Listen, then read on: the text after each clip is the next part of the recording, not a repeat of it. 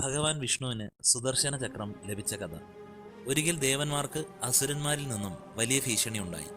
ഈ പ്രതിസന്ധിയിൽ നിന്നും രക്ഷിക്കാൻ അവർ മഹാവിഷ്ണുവിനെ അപേക്ഷിച്ചു. വിഷ്ണു തപസ്സനുഷ്ഠിച്ച് പരമശിവനെ പ്രീതിപ്പെടുത്താൻ തീരുമാനിച്ചു. കൈലാസത്തിൽ വെച്ച് 1000 താമരപ്പൂക്കൾ അർപ്പിച്ചുകൊണ്ട് വിഷ്ണു ശിവനെ ആരാധിച്ചു.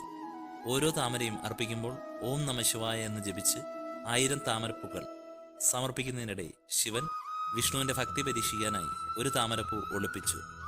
ഒരു താമര നഷ്ടപ്പെട്ടപ്പോൾ വിഷ്ണുവിന് തന്റെ പ്രാർത്ഥന പൂർത്തിയാക്കാൻ കഴിഞ്ഞില്ല. ഒരു നിമിഷം ആലോചിച്ച ശേഷം വിഷ്ണു തന്റെ താമര കണ്ണുകളിലൊന്ന് തന്റെ കണ്ണുകൾ താമരപ്പൂക്കൾ സമാനമാണെന്ന് വിശ്വസിക്കപ്പെട്ടു ശിവന് സമർപ്പിക്കാൻ തീരുമാനിച്ചു. വിഷ്ണുവിന്റെ ഈ അചഞ്ചലമായ ഭക്തിയിൽ സംപ്രീതനായ ശിവൻ അദ്ദേഹത്തിന്റെ മുന്നിൽ പ്രത്യക്ഷപ്പെട്ടു. വിഷ്ണുവിന്റെ ത്യാഗത്തിൽ സന്തുഷ്ടനായ ശിവൻ എല്ലാ അസുരന്മാരെയും നശിപ്പിക്കാൻ കഴിവുള്ളതും അതുല്യമായതുമായ സുദർശന ചക്രം അദ്ദേഹത്തിന് സമ്മാനിച്ചു. അങ്ങനെ സുദർശന ചക്രം വിഷ്ണുവിന്റെ ഏറ്റവും ശക്തമായ ആയുധങ്ങളിൽ ഒന്നായി മാറി.